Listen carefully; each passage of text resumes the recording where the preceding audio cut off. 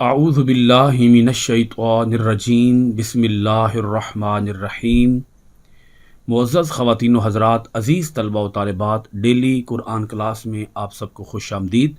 امید کرتا ہوں آپ سب خیر و عافیت کے ساتھ ہوں گے۔ آج ہم پڑھ رہے ہیں سورۃ المائدہ،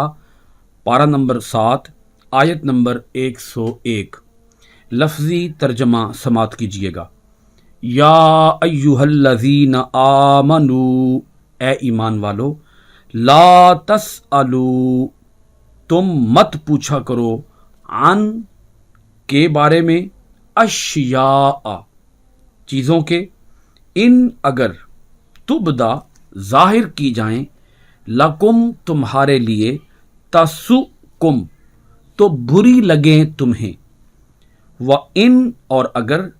تسألوا تم پوچھو گے،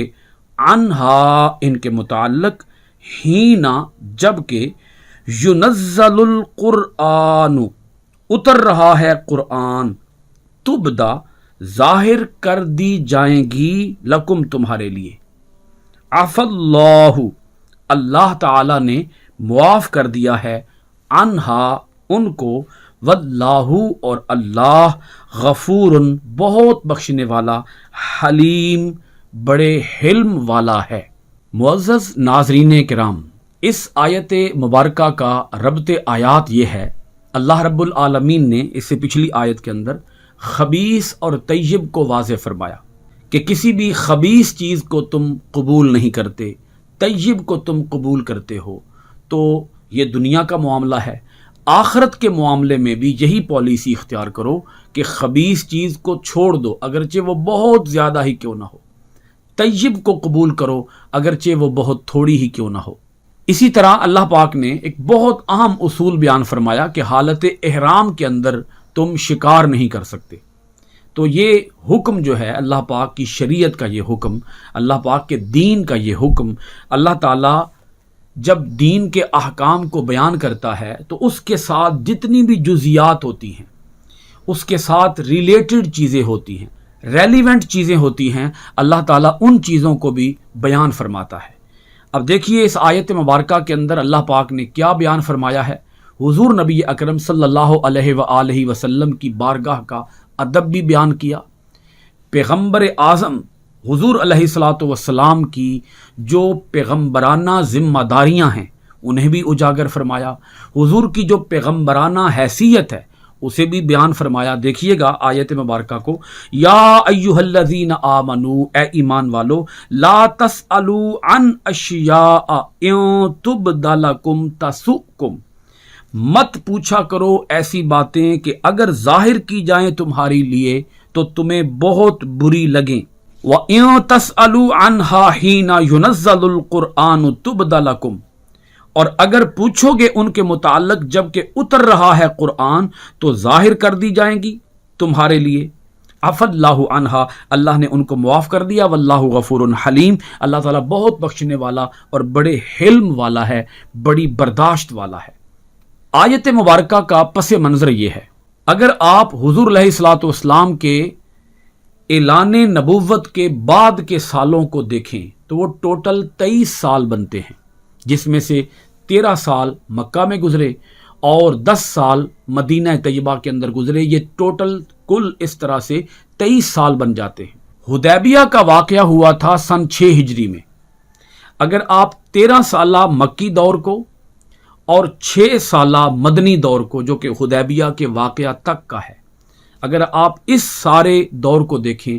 13 اور 6 یہ 19 سال بن جاتے ہیں۔ 19 سال کے اندر مسلمانوں کی جو تعداد تھی صحابہ اکرام کی، وہ کوئی 4-5 ہزار کے لگ بھگ تھی۔ صلح حدیبیہ سے لے کر فتح مکہ تک یہ 2 سال کا دور بنتا ہے، کیونکہ صلح حدیبیہ 6 ہجری میں ہے اور فتح مکہ 8 ہجری میں ہے۔ ان 2 سالوں کے اندر، یعنی حدیبیہ کا واقعہ ہو جانے کے بعد، فتح مکہ سے پہلے ان 2 سالوں کے اندر اسلام بڑی تیزی کے ساتھ پھیلنا شروع ہو گیا۔ کوئی 20 یا 25 ہزار صحابہ اکرام ایسے تھے کہ جنہوں نے اس عرصے کے دوران اسلام قبول کیا، تو یہ کل تعداد 30 ہزار کے لگ بھگ بن جاتی ہے۔ یعنی فتح مکہ تک کوئی 30 ہزار صحابہ اکرام تھے لگ بھگ تقریباً، جب حضور علیہ الصلوۃ والسلام نے خطبہ حجۃ الوداع دیا تو اس وقت 9 ہجری تھا، تو آپ دیکھیں اگر 8 ہجری میں مکہ فتح ہوا تو 1 سال کے اندر اندر صحابہ کرام کی تعداد لاکھ کو کراس کر چکی تھی. یعنی یہ صحابہ کرام 1.25 لاکھ صحابہ کرام تک ان کی تعداد 1.25 لاکھ تک پہنچ چکی تھی. اگر آپ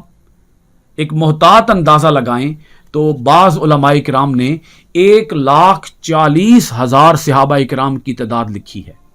تو اگر اس اندازے کو دیکھا جائے 30,000 وہ صحابہ کرام جو کہ فتح مکہ تک اسلام لا چکے تھے، اور 1,10,000 وہ صحابہ کرام جو کہ 1 سال کے اندر اندر اسلام لائے. اب وہ صحابہ کرام، یہ بات میں نے ساری آپ کے سامنے اس لیے رکھی، وہ صحابہ کرام جنہوں نے حضور علیہ الصلوۃ والسلام کے ساتھ مکی دور گزارا، پھر مدنی دور گزارا،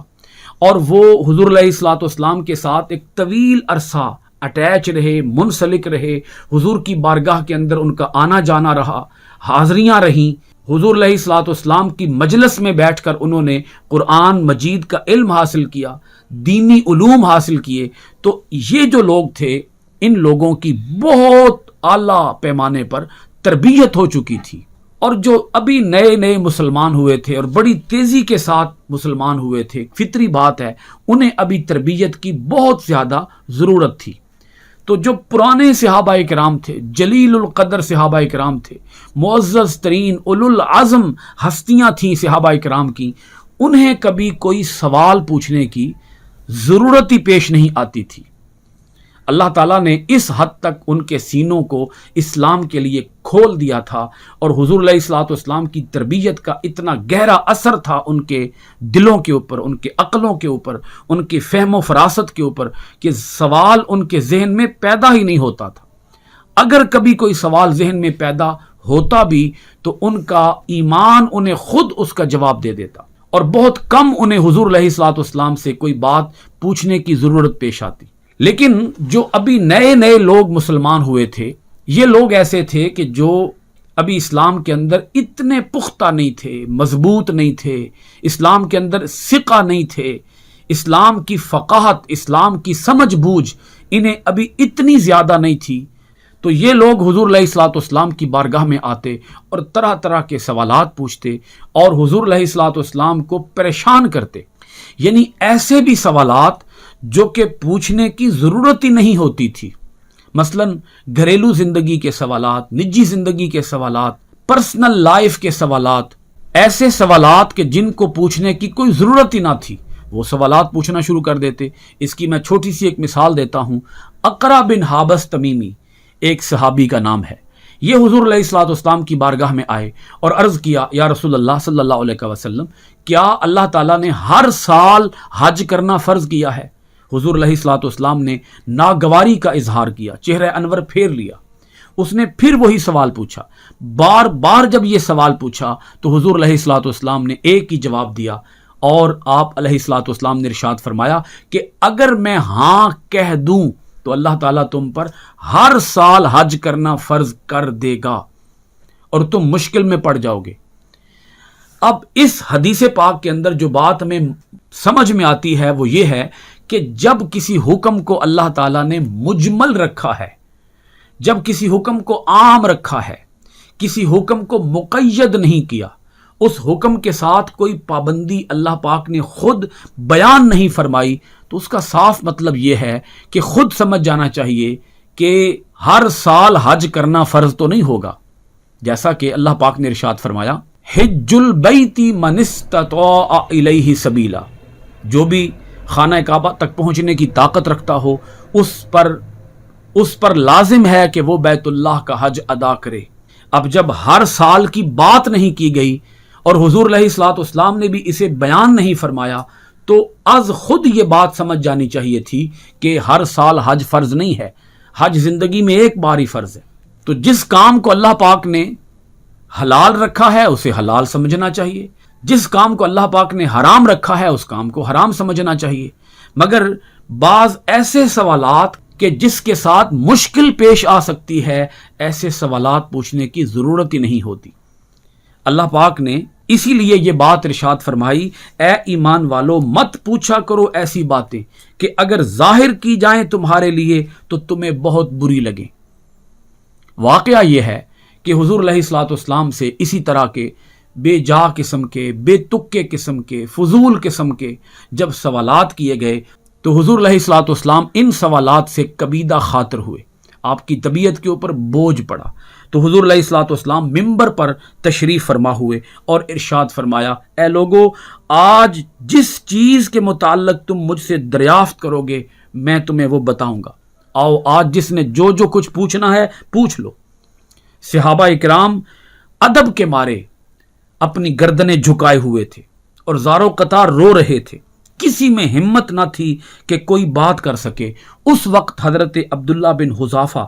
جن کے نسب کے متعلق لوگ چہ میں گویاں کرتے تھے، لوگ جن کے نسب کے اوپر تان کرتے تھے، لوگ کہتے تھے کہ عبداللہ اپنے باپ کا نہیں ہے، انہوں نے یہ موقع غنیمت جانا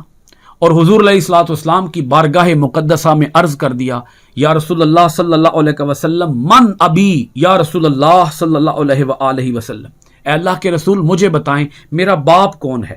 حضور علیہ الصلوۃ والسلام نے یہ نہیں فرمایا کہ مجھے کیا پتا تیرا باپ کون ہے، مجھ سے کوئی فقہ کا مسئلہ دریافت کر، کوئی دین کا مسئلہ دریافت کر، کوئی نماز کی بات پوچھ، نہیں فرمایا۔ حضور علیہ الصلوۃ والسلام چونکہ فرما چکے تھے کہ آج تم مجھ سے جو پوچھو گے میں تمہیں بتاؤں گا، تو حضور علیہ الصلوۃ والسلام نے اپنے خدا داد وسیع علم کا اظہار فرماتے ہوئے جواب دیا، ابو کا حذافہ، اے عبداللہ تیرے باپ کا نام حذافہ ہے۔ جب یہ اپنے گھر پہنچے حضرت عبداللہ تو ان کی والدہ نے ان سے کہا، اے عبداللہ تجھ سے زیادہ نافرمان بھی کسی کا بیٹا ہو سکتا ہے، تو مجھے برسر مجلس آج رسوا کرنا چاہتا تھا۔ یعنی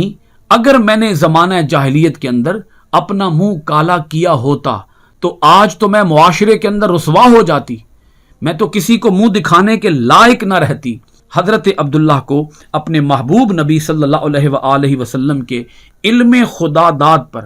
اتنا اعتماد تھا کہ فرمایا کہ اگر حضور علیہ الصلوۃ والسلام مجھے کسی حبشی غلام کا بیٹا کہہ دیتے تو مجھے انکار نہ ہوتا۔ تو اب آپ یہ واقعہ سن کر، یہ حدیث پاک سن کر، یہ حدیث پاک بخاری شریف کی ہے، کتاب الدعوات ہے،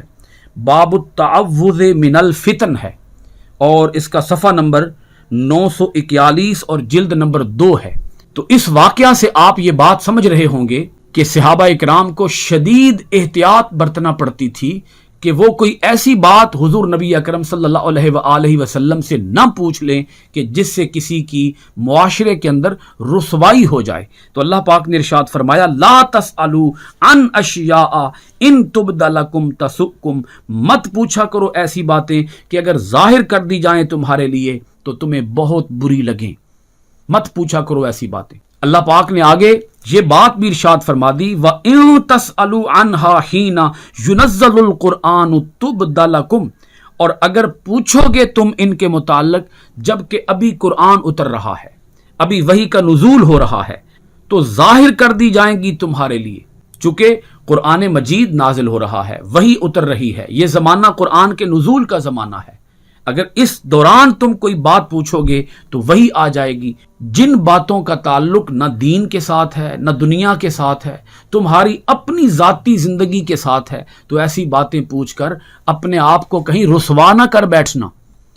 اللہ پاک نے قبل از وقت یہ بات بتا دی کہ اگر تم کوئی ایسی بات پوچھو گے کہ جس کا تعلق نہ دین اور نہ دنیا کے ساتھ ہوگا، اور وہ بات تمہارے گھر کے متعلق ہوگی، تو پھر گھر کے پردے اٹھ جائیں گے، پھر گھر کے راز فاش ہو جائیں گے، پھر نہ کہنا، پھر نہ کوسنا اپنے آپ کو کہ بہتر تھا کہ ہم یہ بات نہ ہی پوچھتے، نہ ہی یہ سوال کرتے، ہماری کم سے کم عزت تو رہ جاتی۔ تو اللہ پاک نے منع فرما دیا بے جا قسم کے سوالات سے، بے تک کے سوالات سے، اور انتہائی فضول قسم کے سوالات سے منع کر دیا، اور پیغمبر کی حیثیت واضح فرما دی، پیغمبر کا ادب واضح فرما دیا کہ پیغمبر کا ادب بھی ملحوظ خاطر رکھو، ان کے آرام سکون کو بھی ملحوظ خاطر رکھو، ان کی ذمہ داریوں کو بھی سمجھو کہ یہ پیغمبر وہ ہیں کہ جو کچھ اپنی زبان سے یہ ارشاد فرما دیں گے وہ دین کا حصہ بن جائے گا، وہ کام تمہارے لیے کرنا فرض ہو جائے گا، وہ کام تمہارے لیے کرنا لاگو ہو جائے گا، جیسا کہ حضور نے ارشاد فرمایا اگر میں ہاں کہہ دوں تو تمہارے اوپر ہر سال حج کرنا فرض ہو جائے گا۔ یہ وہ زمانہ تھا جس زمانے کے اندر لوگ بے جا قسم کے سوالات پوچھ رہے تھے، تو اللہ پاک نے بے جا سوالات سے منع بھی فرما دیا، اور آنے والے وقتوں میں قیامت تک کے لیے اللہ پاک نے یہ اصول بھی واضح فرما دیا۔ آج اس دور میں اگرچہ قرآن مجید کا نزول تو نہیں ہو رہا، مگر ہمیں یہ بات اپنے پلے سے باندھنی چاہیے کہ جب ہم کسی عالم دین کے پاس جائیں، کسی محدث کے پاس جائیں، کسی فقیہ کے پاس جائیں، تو اس کا وقت ضائع نہ کریں بے جا قسم کے سوالات پوچھ کر۔ اور جو بے جا قسم کے سوالات ہوتے ہیں، وہ سوالات بھلا کیوں پوچھے جاتے ہیں؟ اس لیے نہیں پوچھے جاتے کہ ان کے اوپر عمل کیا جائے، اس لیے پوچھے جاتے ہیں کہ ان کے اوپر عمل نہ کیا جائے۔ اس کی مثالیں گزشتہ دور کے اندر موجود ہیں، اللہ پاک نے اسی کا یہاں پر ریفرنس دیا، حوالہ دیا۔ سورۃ المائدہ آیت نمبر 102، اللہ پاک نے فرمایا قد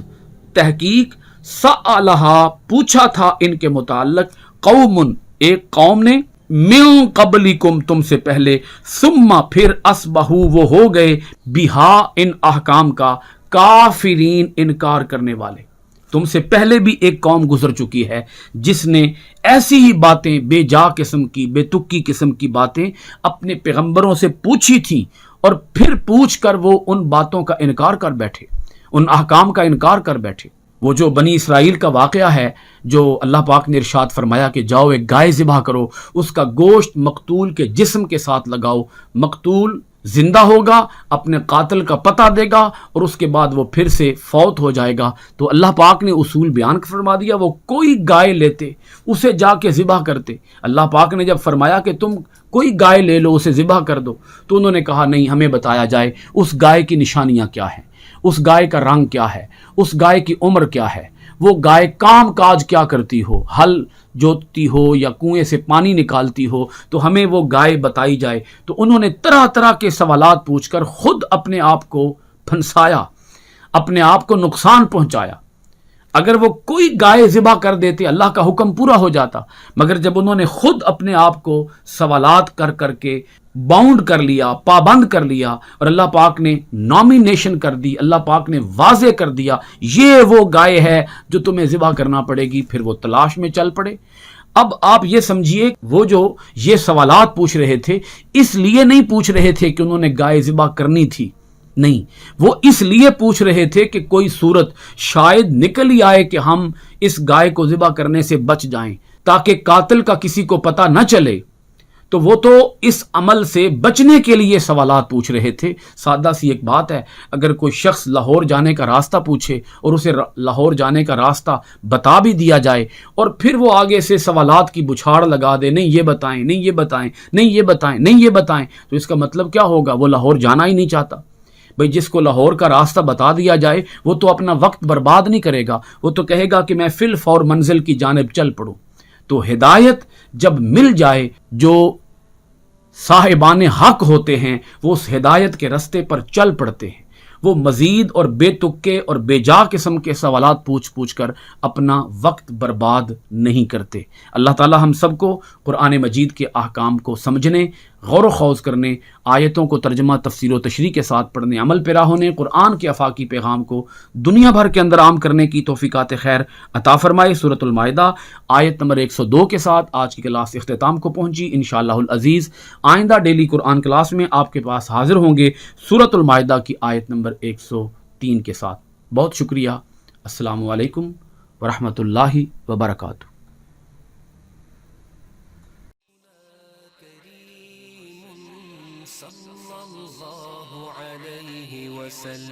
سيدنا كريم صلى الله عليه وسلم، سيدنا كريم صلى